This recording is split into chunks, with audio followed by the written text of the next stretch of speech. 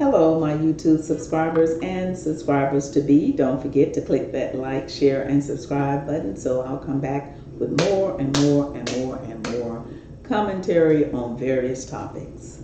Thank you for tuning in to the Real News Talk Show. And today my show is about the Houston cop. And his name was Sandeep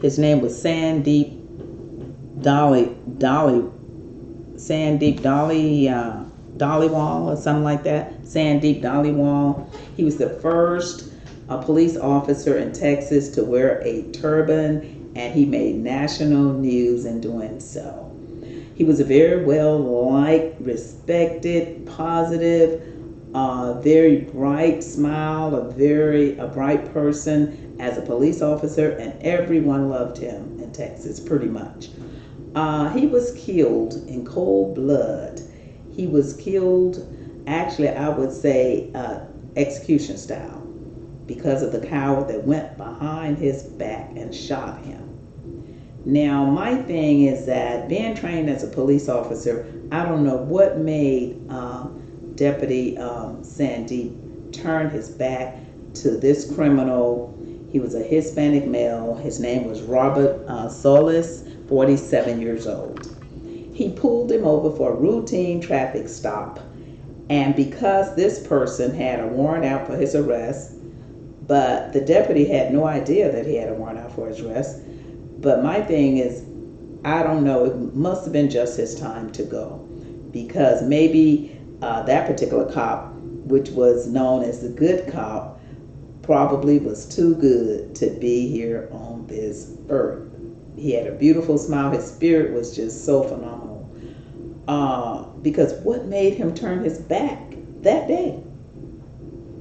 You're trained not to. So what made Deputy Dhaliwal turn his back that particular day to the wrong person on that day? So this is why I'm saying it must have been his time, because of his spirit being so good. Maybe he was too good to be here. Maybe God wanted him on up in heaven, because so much stuff was going on. And I know he had seen a lot of stuff. He had helped a lot of people. Even kids were crying, taking candles, and everybody was taking flowers and candles for him. Even children loved him. So back to how you're trained, being a police officer. At all times, police officers are trained to know their surroundings and definitely never turn your back, especially when you're stopping someone. This coward knew that he had a warrant out for his arrest, but my thing is, he was pretty stupid, because what makes you think you're going to kill a cop execution style and get away with it? He had to have a mental problem. And then to be nearby in the area, you know the man was crazy, because he was found nearby in a business in the area, and the gun was in the same parking lot, which was the business where he was at. How stupid is that? So a cop went into the business and he was acting nervous, probably jittery. He probably was stupid enough and gave himself away, which was good that they got him off the streets. It was good that he was nervous, and he should have been. He should have been. What would make him think he could kill that cop? And even, that cop with a turban, it took someone crazy to kill someone like that, because he stood out and he was so different, until the average person probably would have admired him, because he was so different. And he had a nice smile, and I'm quite sure he was very nice to the person that he stopped. And I wanted to say this: trouble is easy to get into and hell to get out of, because the woman that was in the car with him, guess what? They took her down also. Now, she probably was innocent. She probably had no idea that man even had a gun. He probably could have took her off and killed her somewhere. You never know anyone in this world. It's such a crazy world. You got to watch at all times, because that lady probably had no idea that that man had a weapon in the car and that he was going to kill a police officer, or possibly kill anyone, unless they pull her record and find out that they both were involved in other things with that weapon. So once they do all of this testing and stuff and look at mug shots and look at surveillance cameras, they're probably going to see her involved or engaged in some things with him that she probably was an illegal individual too. Because if you with somebody that crazy, and if you've been around them, they're probably going to find out, well, how long you been knowing him? Where you been knowing him from? Blah, blah, blah, blah, blah. And then they're going to put two and two together and like, well, you've been knowing him. You know he's crazy. What are you doing with him knowing he had a weapon in his car? And when he ran behind the police officer for her to not call and turn him in, that's another thing. She should have stopped him. She should have said, oh, no, don't do that. She should have yelled so the police officer could have heard her saying, no, don't shoot him. And the police officer probably would have had time to exchange gunfire with this person. But she didn't do that. And an innocent, nice, good cop was murdered, execution style, in the back of the head. He ran up behind him when the cop turned his back. That's why it's just like even when your parents teach you a lesson and teach you things, you have to follow the rules and regulations of how you were trained, especially when it's to protect yourself and especially when it's good. He was trained never to turn your back, and that particular day I still don't know. Why did this nice police officer turn his back to this criminal? And this happened in Houston, Texas, and it's more going on. And they locked him up with no bond. So now I'm waiting to see, and everyone's waiting to see if indeed they're going to charge this woman that was in the vehicle with him at the time or not. So it's going to be ongoing, but possibly he's going to get the electric chair. And the reason why is because he was a coward to go behind. I mean, that was bold. In the broad daylight, that was bold and cold for him to do that to a nice cop.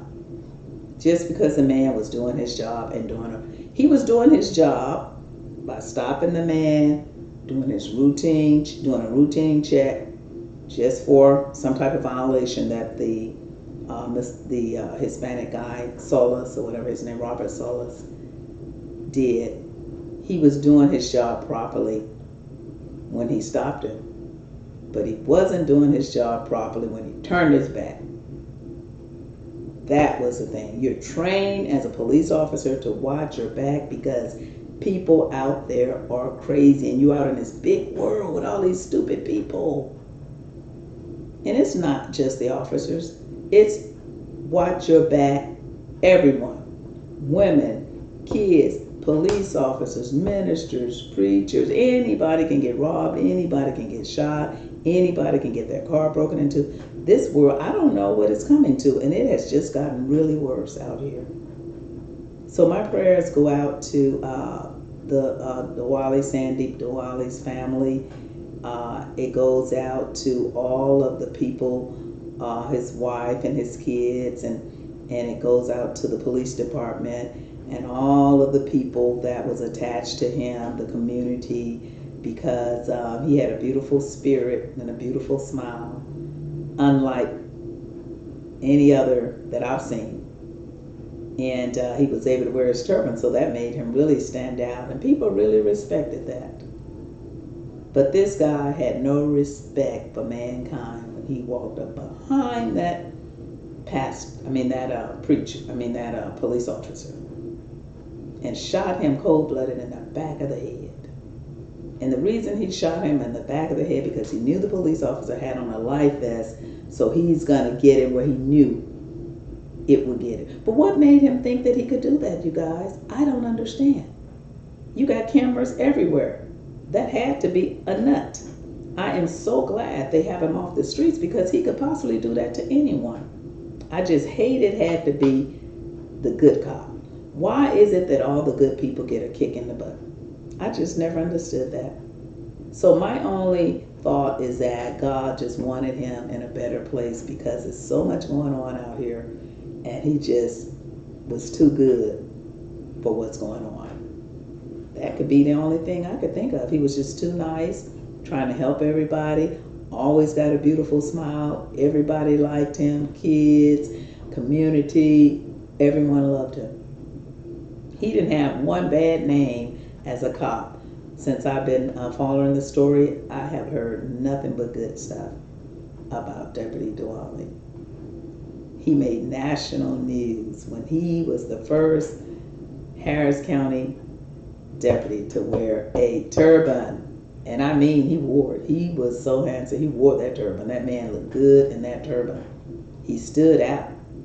And he still sticks with you. You know, he sticks with you, like everyone says. He sticks with you. And he will be truly, truly missed in the Harris County area. People that know him. I heard nothing bad about that deputy sheriff at all. So we will be following up with this case, everyone. And don't forget, click like, share, and subscribe. And I'll be coming back with some more updates on several trials, including the Amber Geiger trial. There's going to be an A.J. Armstrong trial. And all of these trials pretty much that I will be coming to you will be based around Texas, because these are some Texas things. I will be stepping outside of Texas, but those are some trials that will be coming up real soon. So again, click like, share, and subscribe, and I'll be coming back with more. Thank you for tuning in to the Real News Talk Show. Click like, share, and subscribe, and tell a friend. Thank you for tuning in again. Bye.